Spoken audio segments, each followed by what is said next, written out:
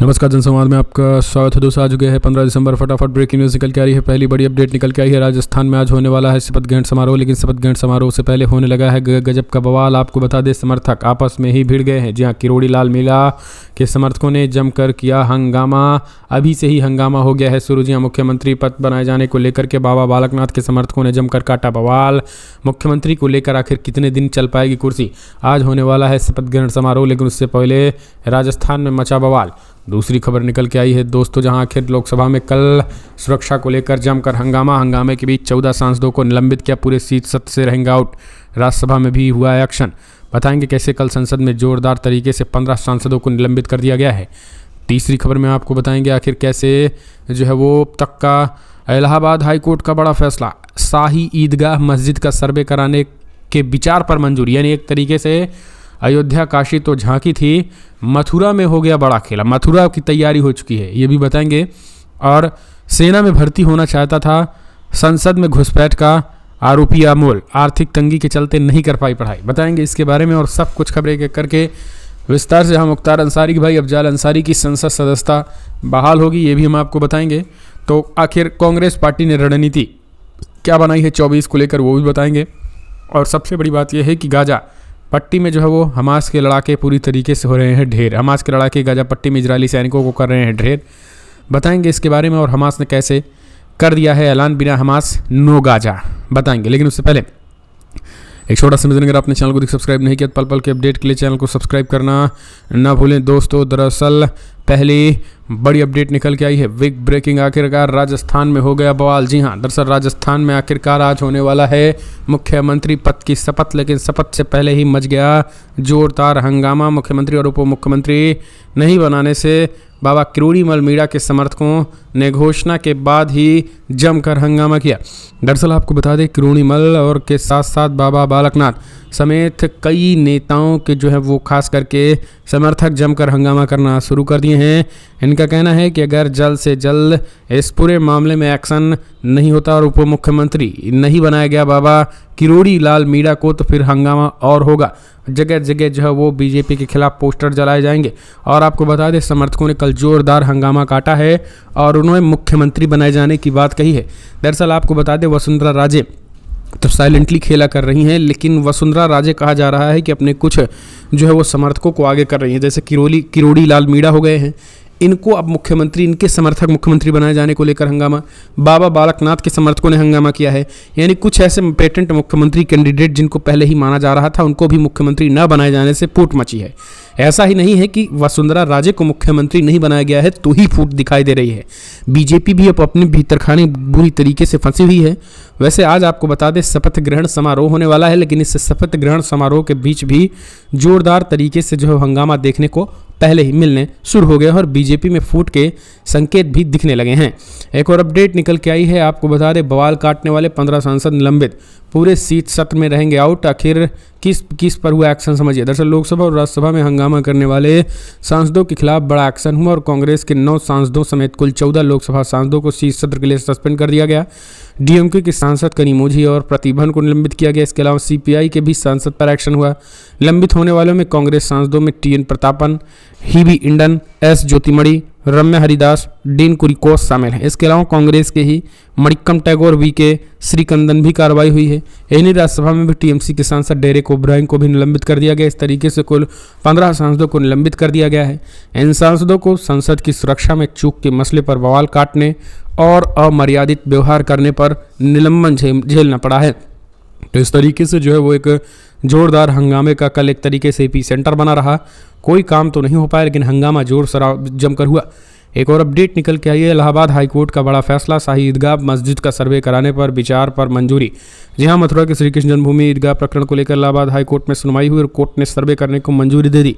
एक तरीके की बात करें तो हिंदू पक्ष की याचिका को कोर्ट ने स्वीकार कर लिया।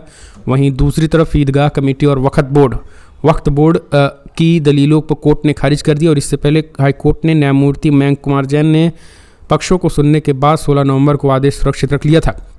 जन्मभूमि ईदगाह प्रकरण में हाईकोर्ट ने 16 नवंबर को ही सुनवाई के बाद सभी 18 केसों से संबंधित वादकारी और प्रतिवादियों को व्यक्तिगत रूप से उपस्थित होने रहने का आदेश दिया था।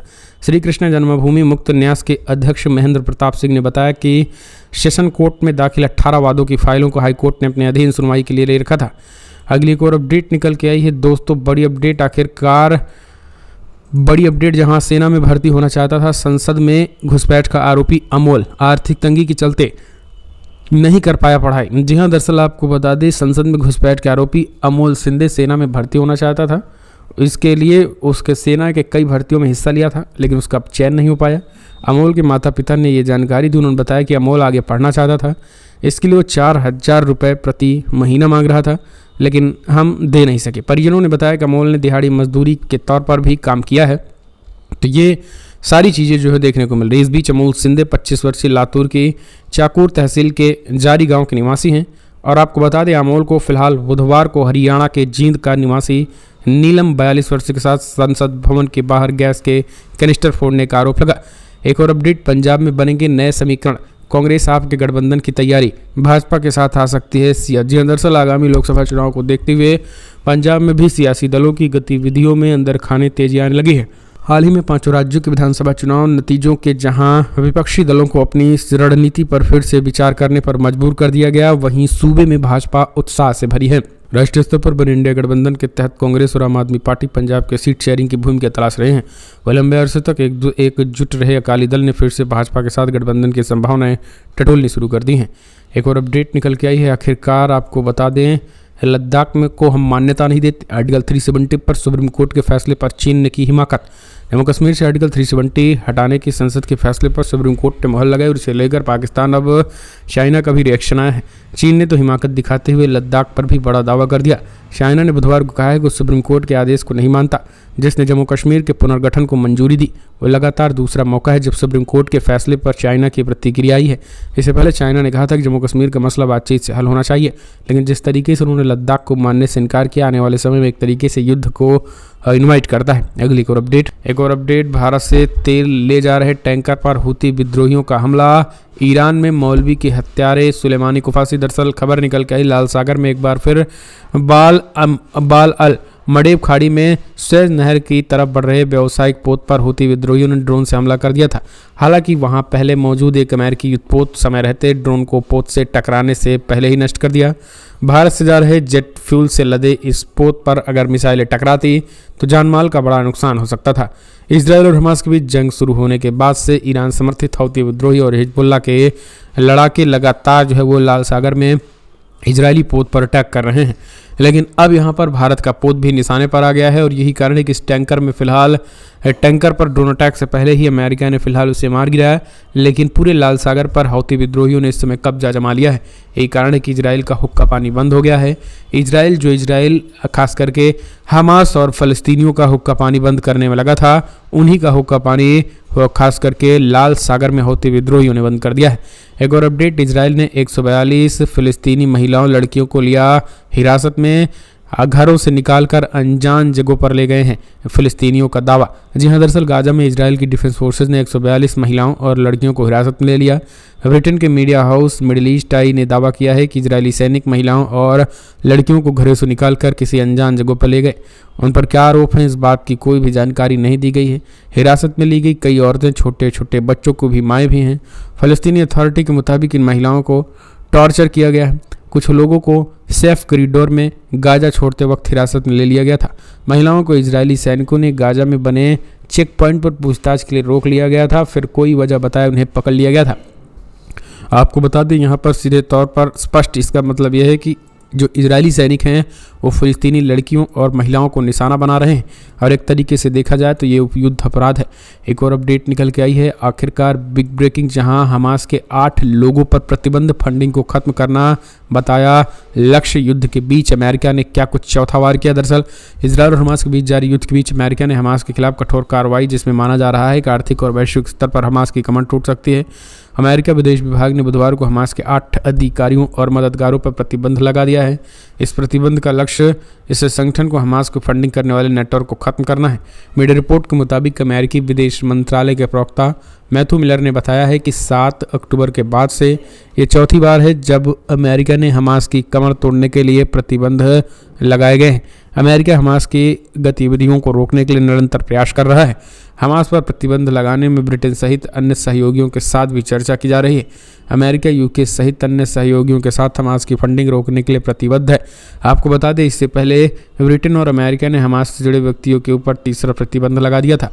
मिलर ने आगे बताया है कि हमने हमास के महत्वपूर्ण लोगों के साथ साथ उन माध्यमों की भी खोज की जिसके जरिए ईरानी फ़लस्तीनी इस्लामी जिहाद और हमास का समर्थन कर रहा है। एक और अपडेट निकल के हौती मिसाइल हमले में बाल बाल बचा भारतीय तेल टैंकर, ये हमने आपको बताया। एक और अपडेट निकल के आई है दोस्तों, जहां अमेरिकी राष्ट्रपति जो बाइडेन को इजरायल का समर्थन करना पड़ गया भारी, महाभियोग के लिए बैठी जांच। अमेरिकी राष्ट्रपति जो बाइडेन की मुश्किलें बढ़ती नजर आ रही हैं। अमेरिकी व्हाइट हाउस ने बुधवार को उनके बेटे हंटर बाइडेन के अंतर्राष्ट्रीय सौदे को लेकर उनके खिलाफ महाभियोग जांच को मंजूरी दे दी गई है। इस कदम को बाइडेन ने राजनीतिक स्टंट बताया है। आपको बता दें, उन्होंने अमेरिकी सदन में राष्ट्रपति पर महाभियोग चलाने के लिए वोटिंग की गई है। महाभियोग जांच के लिए 221 वोट पड़े जबकि विरोध में 212 वोट पड़े। रिपब्लिकन ने इस जांच के लिए पूरा जोर लगा दिया है। ये मामला अमेरिकी राष्ट्रपति जो बाइडेन के बेटे हंटर बाइडेन के व्यापारिक सौदों से जुड़ा हुआ है और वो रिपब्लिकन पार्टी के कुछ नेताओं का मानना है कि अभी तक जांच में कोई सबूत पेश नहीं किए गए हैं। ऐसे में ये नहीं लगता है कि अमेरिका के जो राष्ट्रपति जो बाइडेन हैं वो पूरी तरीके से अपने बेटे को बचा रहे हैं और यही कारण है कि इस पूरे मामले में जो है वो उन्होंने ये चीज़ें कही हैं।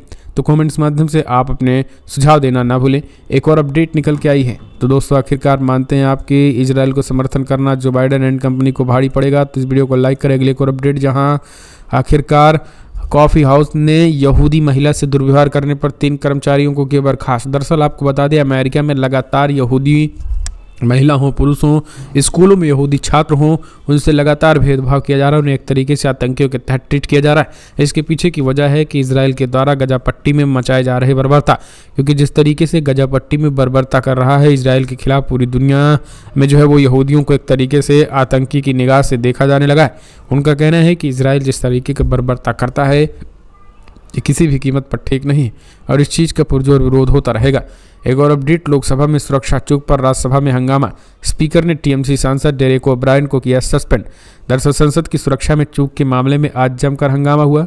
राज्यसभा में तृणमूल सांसद डेरेक ओब्रायन को अनियंत्रित व्यवहार के लिए इस सत्र के बाकी बचे हिस्से से सस्पेंड कर दिया गया। आपको बता दें, टीएमसी सांसद उस घटना पर चर्चा की मांग कर रहे थे। राज्यसभा के सभापति जगदीप धनखड़ ने बंगाल के नेता का नाम लिया और उन्हें तुरंत सदन छोड़ने का निर्देश दिया।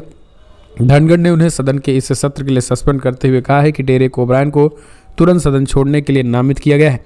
डेरेक ओब्रायन का कहना है कि वो सभापति की अवहेलना करेंगे और उनका कहना है कि वो नियमों का सम्मान नहीं करेंगे। हालांकि आपको बता दें, संसद में आज जोरदार हंगामा हुआ है और खास करके रक्षा मंत्री राजनाथ सिंह ने इस पूरे मामले में जवाब दे रहे थे। लेकिन हंगामे के बीच जो है वो जिस तरीके की चीज़ें हंगामा हुआ इस पूरे मामले में, सुरक्षा चूक मामले में लोकसभा के 8 कर्मियों को निलंबित कर दिया गया है और उनके खिलाफ जांच बढ़ा दी गई है। और खास करके इस पूरे मामले में जो है वो निलंबित किए गए कर्मियों की पहचान रामपाल, अरविंद, वीरदास, गणेश, अनिल, प्रदीप, विमित और नरेंद्र के रूप में की गई है। तो ये चीज़ें जो हैं। अगली एक और अपडेट निकल के आई है दोस्तों, अफजाल अंसारी को सुप्रीम कोर्ट से बड़ी राहत, बहाल होगी सांसदी 2024 के लिए भी रास्ता साफ। जहाँ दरअसल बसपा सांसद अफजाल अंसारी को गैंगस्टर केस में मिली 4 साल की सज़ा से सुप्रीम कोर्ट ने राहत दे दी है और अदालत ने अफजाल अंसारी पर सज़ा पर फिलहाल रोक लगा दी है, जिसके चलते बसपा के अयोग्य ठहराए गए सांसद की बहाली का रास्ता खुल गया है। हालांकि अदालत ने यह शर्त रखी है कि वो वोट नहीं डाल सकेंगे और सांसद के तौर पर भत्ते भी नहीं ले सकेंगे, लेकिन उन्हें सदन की कार्रवाई में हिस्सा लेने की परमिशन होगी। अफजाल अंसारी को गैंगस्टर केस में 4 साल की सज़ा सुनाई गई थी और इसके बाद 1 मई को उनकी लोकसभा की सदस्यता भी चली गई थी। अफजाल अंसारी 5 बार विधायक और 2 बार सांसद रह चुके हैं। नियम के मुताबिक यदि किसी जनप्रतिनिधि को 2 या उससे अधिक साल की सज़ा होती है तो उसकी सांसद या विधानसभा की सदस्यता चली जाती है। यही नहीं, उसके चुनाव लड़ने पर भी 6 साल के लिए रोक लगा दी जाती है। लेकिन ये एक तरीके से कहीं ना कहीं अफजाल अंसारी के लिए एक बड़ी जीत के तौर पर देखा जा रहा है। एक और अपडेट, मध्य प्रदेश के नए नबीले सीएम मोहन यादव शपथ लेते ही सुपर एक्टिव लाउडस्पीकर पर लगाया अंकुश। दरअसल मध्य प्रदेश में लाउडस्पीकर को लेकर के सीएम मोहन यादव ने बड़ा फैसला लिया। उन्होंने सीएम बनने के बाद पहला आदेश जारी किया और लाउडस्पीकर की तेज आवाज़ पर अंकुश लगा दिया। इस आदेश के मुताबिक धार्मिक और सार्वजनिक स्थलों पर लाउडस्पीकर अगर निर्धारित डेसिबल से अधिक आवाज़ में बजता सुनाई देगा तो इस पर प्रतिबंध लगाया जाएगा। इस आदेश के लिए सुप्रीम कोर्ट की गाइडलाइन का हवाला दिया गया। बता दें, सीएम डॉक्टर मोहन यादव ने बुधवार को ही मंत्रालय स्थित मुख्यमंत्री कक्ष में विधिवत पूजा अर्चना कर कार्यभार संभाला है। कार्यभार संभालते ही उन्होंने पहला आदेश दे दिया है। इस आदेश के तहत राज्य में लाउडस्पीकर की तेज आवाज़ पर अंकुश लगाया गया है। तो ये एक तरीके से ये चीज़ें, और लाउडस्पीकर पर अंकुश कहाँ और किस में लगाया जाएगा ये आप अच्छी तरीके से समझ सकते हैं। केवल और केवल जो ये मुसलमानों के मस्जिदों से निकलने वाले लाउडस्पीकर पर ही केवल रोक लगा